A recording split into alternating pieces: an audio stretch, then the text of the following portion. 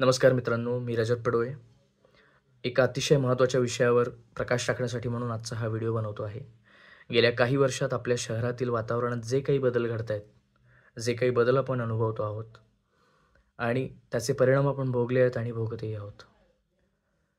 मित्रांनो, विकासाच्या नावाखाली आपल्या शहरात जे काही होतंय, जो काही निसर्गाचा छळ मांडलाय, केला जातोय, जी काही झाडांची कत्तल होते, ते आपल्यासाठीच नाही तर आपल्या भावी पिढीसाठी सुद्धा अत्यंत धोकादायक आहे. मेन रोड, हायवेज सिमेंट काँक्रीटचे झाले. अनेक कारणं आपल्याला दिली गेली की ते सस्टेनेबिलिटीसाठी ते इम्पॉर्टंट आहेत, लाँग लाईफसाठी इम्पॉर्टंट आहेत. रहदारी खूप असल्यामुळं तशा पद्धतीचे रस्ते असले की मेंटेनन्स फ्री होतात. हे सगळं आपण ऐकल्यानंतर मेन रोड आणि हायवेज सिमेंट रोडचे झाले. पूर्ण नागपुरात सिमेंट रोडचं जाळं पसरलं गेलं. पण आता ही जाळं गल्लोगल्लीसुद्धा पसरलं जात आहे आणि त्याचे दुष्परिणाम काय आहेत ते नेमके आपण समजून घेतले पाहिजे मित्रांनो. डांबरीकरण असलेला रस्ता आणि काँक्रिटीकरण असलेला रस्ता यात काय फरक आहे? तर काळा रंग जो टार रोडचा काळा रंग असतो, हा त्याच्या गुणधर्माप्रमाणे अ, उष्णता शोषून घेत असतो मित्रांनो. तोच सिमेंटचा रस्ता त्या उष्णतेला रिफ्लेक्ट करतो, परावर्तित करतो आणि वातावरणात ती हीट जास्त मॅग्निफाय होत जाते. आता यात आणखी भर होते आपल्या ज्या सिमेंट काँक्रीटच्या इमारती आहेत त्यांचीसुद्धा आणि तो हीट इफेक्ट आपल्याला जाणवतो, तर ज्याला अर्बन हीट आयलँड असं म्हटलं जातं. तुम्ही हे Googleवर पण अर्थात वाचू शकता. ही सगळी इन्फॉर्मेशन Googleवर आहेच, उपलब्ध आहेच.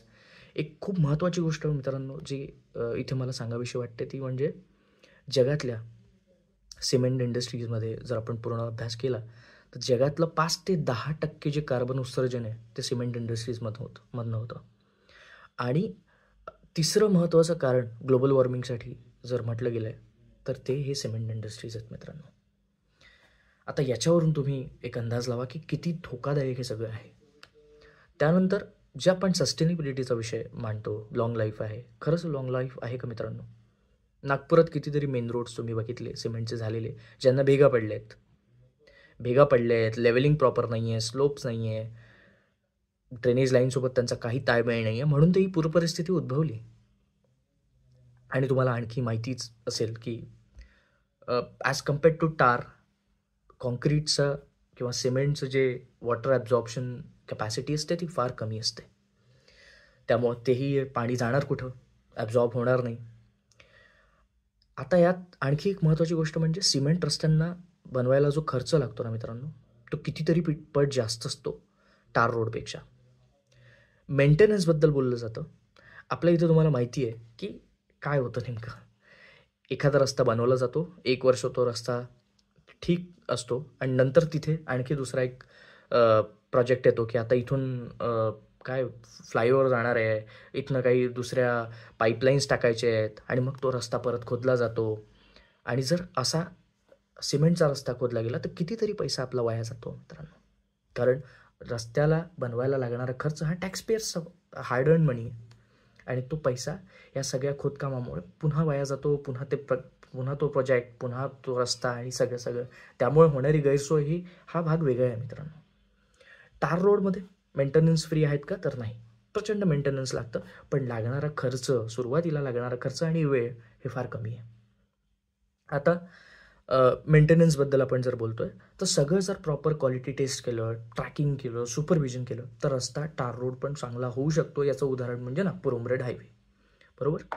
सो म्हणायचं हे आहे मित्रांनो, की यात आपला पैशाचा चुराडा होणार नाही, ही खूप महत्त्वाची गोष्ट आहे. आणि त्याच्यानंतर हे लोकं आणखी हेही म्हणू शकतात, की ते बिटुमेन जे आहे ते इम्पोर्ट करावं लागतं.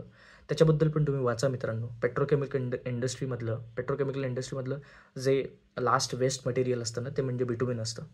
सो गल्फ कंट्रीज ते बिटुमेन इझिली आपल्याला अवेलेबल करून देऊ शकतात in a very less cost. So त्याचा पण विषय नाही आहे.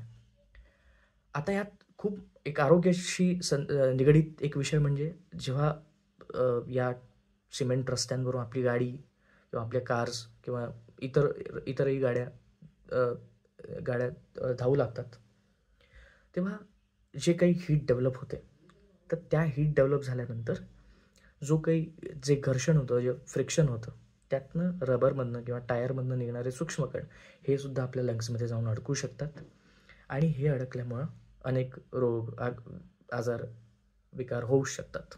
तुम्ही याबद्दल डॉक्टरांशी पण विचारू शकता, डॉक्टरांशी पण बोलू शकता. अनेक दुष्परिणाम आहेत मित्रांनो. त्यामुळं ही खऱ्या अर्थाने ही वेळ आहे ज्याच्यात आपण जागं होणं गरजेचं आहे. आपण विरोध करणं गरजेचं आहे, की हे नको आहे आम्हाला. अशा पद्धतीचा जीवघेणा विकास नको आहे. मित्रांनो, सिमेंट रस्त्यांचं बद्दल तर आपण बोललोच, पण ग्रीन पॅचसुद्धा खूप महत्त्वाचे आहेत शहरात. ग्रीन पॅच उद्ध्वस्त केले जात आहेत. कितीतरी हेरिटेज ट्री कट केले जात आहेत, त्यांची कत्तल केली जाते मित्रांनो.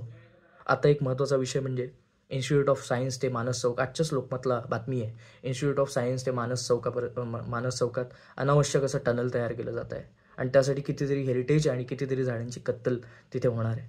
काय गरज आहे मित्रांनो? तिथे ट्रॅफिक जाम होत नाही. याबाबतीत जयदीप दास यांचा संघर्ष सुद्धा सतत सुरू आहे आणि त्यांना हायकोर्टाने सुद्धा आज चांगल्या पद्धतीने मदत केली. काल हायकोर्टाने या बाबतीत जाब विचारला आहे की काय गरज आहे त्या टनलची. अशा अनप्लॅन्ड आणि तुम्ही पण प्रश्न विचारायला पाहिजे मित्रांनो की हे सगळं कशासाठी. मला फक्त एवढंच म्हणायचं आहे मित्रांनो की हा अनावश्यक निसर्गाची हानी करणारा विकास आपल्याला नको आहे आणि आपल्या पिढीसाठी, आपल्या भावी पिढीसाठी हे अत्यंत धोकादायक आहे. त्यामुळं आपल्याला मुळात विकासाची व्याख्या काय हे समजून घेतलं पाहिजे. जिथे निरोगी आणि आनंदी स्वस्थ असं आयुष्य आपण जगू शकू, तो म्हणजे खरा विकास आहे मित्रांनो. आणि त्यावेळी आपल्या शहरात आपण आनंदाने सगळेजण गुण्यागोविंदाने जगू शकू. पण हा जो अनप्लॅन्ड विकास होतोय, ज्यात फक्त हे निसर्गाची हानी करण्याचा प्रयत्न सुरू आहे, हे जमण्यासारखं नाही आहे, हे पटण्यासारखं नाही आहे मित्रांनो.